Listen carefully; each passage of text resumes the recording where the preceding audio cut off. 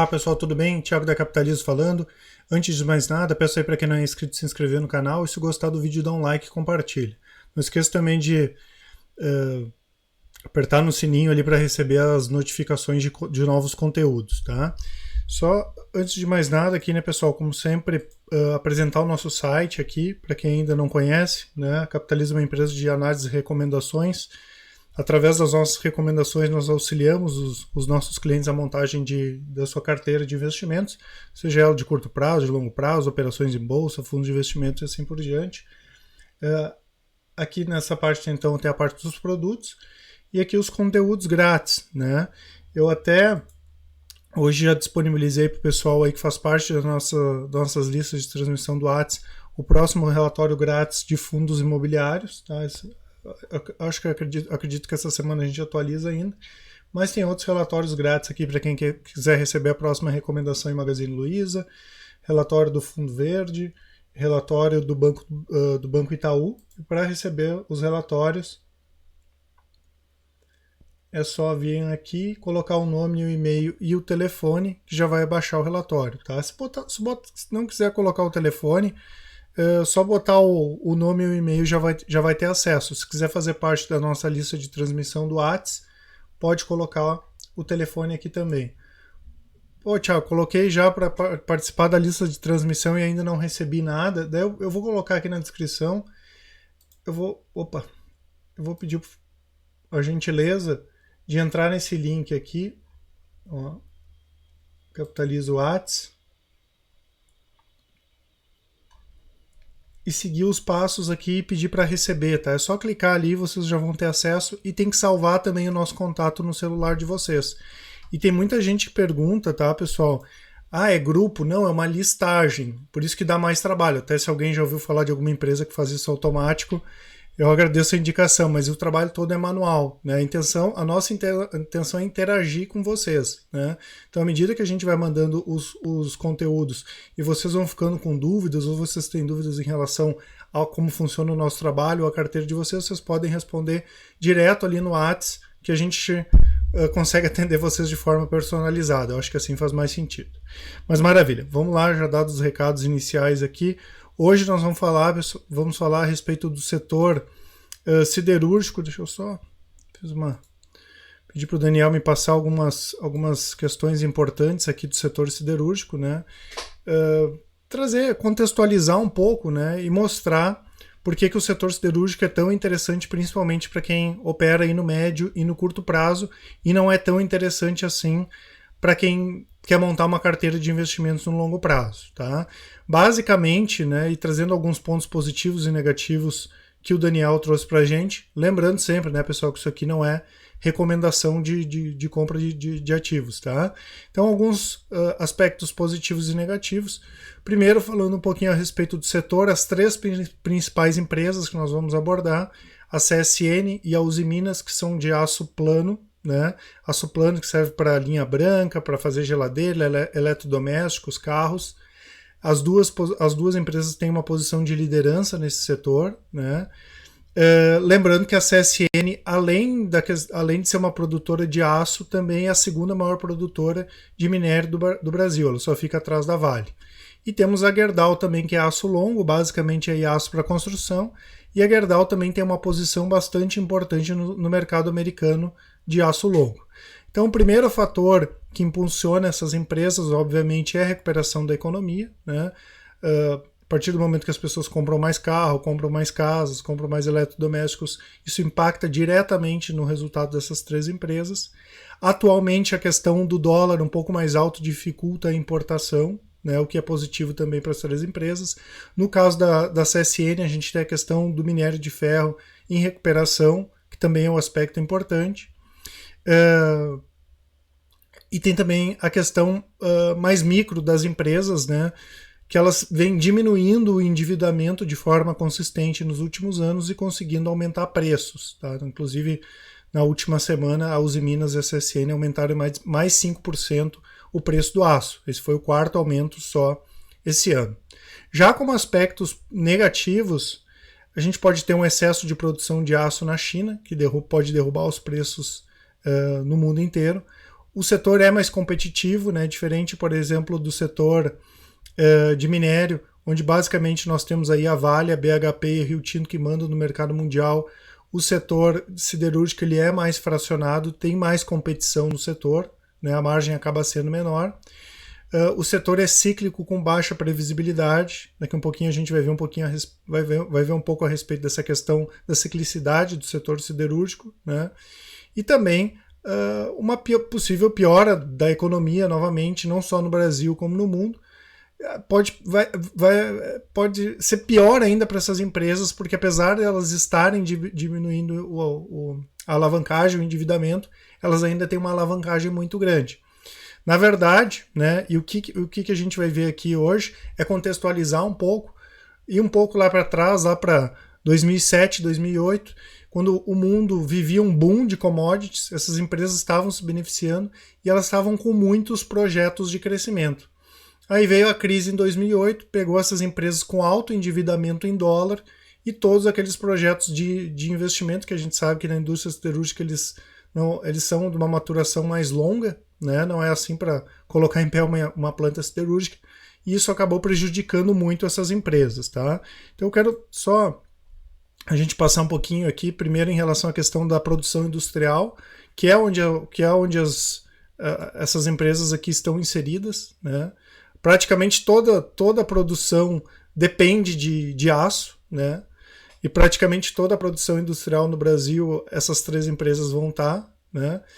Primeiro, essa questão cíclica, né? O setor industrial, por si só, ele é bem cíclico. Claro que tem algumas empresas que são menos do que outras. Esses dias mesmo a gente fez um vídeo a respeito da WEG, né? E viu que ela tem uma estabilidade maior nos resultados dela. Mas a gente pode perceber aqui a variação, né? Pega maio, por exemplo, caiu quase 11%, em junho 12,9%. Obviamente aqui tem um impacto da questão da greve dos caminhoneiros, mas quando a gente olha no longo prazo, percebe também que tem uma variação muito grande de anos bons e anos ruins do setor industrial. E quem se lembra do último vídeo que a gente fez da Vale, vocês podem procurar aqui na playlist de ações em foco, era a mesma coisa, né? Apesar da receita da Vale estar aumentando, a gente via uma instabilidade muito grande quando olhava as outras linhas. O lucro era instável, o endividamento era instável, né? O próprio retorno sobre o patrimônio também era bastante instável, né? Então, por si só, o setor industrial ele é mais cíclico e o setor siderúrgico também. Esse aqui é um gráfico aí para retomar um pouquinho, para contextualizar como as empresas chegam nesse momento atual, né? A produção de aço de 2006 e 2009, a gente percebe aqui tem o gráfico, né, a produção do Brasil, né, em azul, em vermelho a CSN, em verde a Gerdau e a Usiminas aqui em amarelo, como a crise em 2008 impactou. A gente viu alguns setores em 2008, por exemplo, varejo. O varejo deu aquele risco para baixo e logo depois retomou. Olha o setor siderúrgico como ele sofre mais, né, até porque uma crise grande, as pessoas não vão comprar carro, não vão trocar apartamento, não vão trocar de apartamento, né? O impacto ele acaba sendo bem maior, né, do que em outros setores.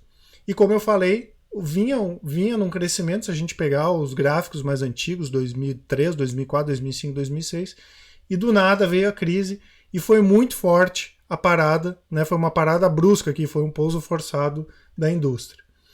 E o que nós temos aqui? A evolução dos empréstimos das principais empresas de 2006 a 2009. Né? Aqui tem a ArcelorMittal também. A Arcelor tinha ações na bolsa, mas depois fechou capital. Então a gente pode ver aqui no caso da CSN, esse MEN moeda nacional e o ME moeda estrangeira. De 1 bi e 700 foi para quase 5 bi, de 7 bi foi para 9 bi, e moeda nacional de 1 bi foi para 4.900, né? E moeda estrangeira de 7 bi 600 para 9 bi. Então, além de tudo, né, a crise ainda pegou essas empresas com endividamento alto em dólar e quando veio a crise o dólar subiu bastante. O caso da Gerdau aqui em moedas estrangeiras saiu de 7 bi para 19 bi, o endividamento da Gerdau, em pouco mais de 2 anos. Né? No caso da Usiminas e moeda nacional foi de 503 para 2 bi e de 2 bi 500 para 4 bi 600. Por isso que é uma questão importante também cuidar o endividamento das empresas, né? As empresas têm que ter um caixa elevado para justamente no momento de crise não serem pegas aqui no contrapé. Aí aqui tem a dívida líquida das empresas também, né? A gente percebe o caso da Gerdau, que tinha uma dívida líquida de 3.400 em 2006, foi para 17 bi em 2008, e da Uzi Minas era de 338 milhões, foi para 2.848 em 2008. Tá? Aqui a receita também, a receita vinha num forte crescimento das três empresas, a Gerdau aqui em vermelho, a Uzi Minas em verde e a CSN, e a gente pode ver que a crise aqui também, né, pegou em cheio nas vendas das três empresas, e ao longo do tempo veio a recuperação, né? Mas olha quanto tempo a Gerdau aqui está chegando agora a receita que ela estava lá em 2008, né? Só para a gente ter uma ideia de como foi forte a crise para esses setores. O lucro líquido também, né? Diminuiu as vendas, aumentou o endividamento, logicamente teve um impacto direto no lucro da empresa, né? Aqui os lucros estavam ascendentes e começaram a cair em 2008, aqui em 2014 chegou no ápice do prejuízo das empresas e depois também começou a recuperação, né? As empresas começaram a fazer o trabalho de casa, mesmo que atrasado, começaram a diminuir o endividamento, começaram a vender ativos, né? Para quem tem acompanhado eles, essas empresas têm vendido muitos ativos não estratégicos, né? Para conseguir colocar a caixa. E aí de 2014 para cá essas empresas entraram num período de recuperação, que, como eu falei, tem que tomar cuidado, porque se vem uma outra crise agora, né, pega em cheio aqui, daí parece a topeirinha que está saindo do buraco e vai vir alguém vai dar um tapa na cabeça delas, né. A dívida bruta ainda está muito elevada, né, que foi aquela última questão que a gente comentou, que se vier uma crise, essas empresas vão sofrer muito, porque elas não têm uma situação de caixa ainda confortável, né. A gente percebe aqui de 2002 até agora como aumentou o endividamento, e não foi um endividamento saudável para aumentar a receita, né? Porque a gente viu que em termos de receita as empresas não cresceram, né? Então, trazendo um perfil desses ativos aqui, né, pessoal? Perfil arrojado agressivo, só esqueci do O ali, né? Já que elas têm uma oscilação muito grande, se a gente for olhar no gráfico aqui, esse gráfico aqui é o gráfico mensal da CSN, a gente consegue perceber isso, né?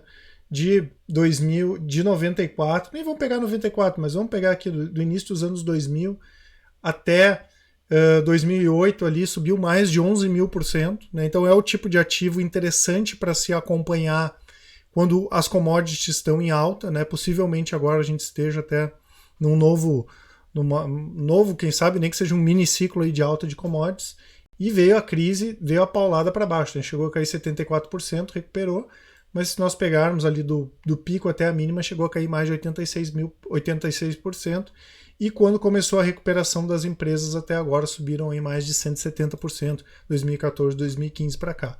A Uzi Minas e a Gerdau tem um gráfico bastante parecido, tá? Então, para quem gosta de operações de análise técnica, para day trade elas são indicadas, né? Tem uma boa liquidez. Para swing trade e position trade também. Inclusive nós temos uma operação de médio prazo de compra aberta em CSN e também uma operação de médio prazo aberta de long short, com Gerdau na ponta comprada, tá?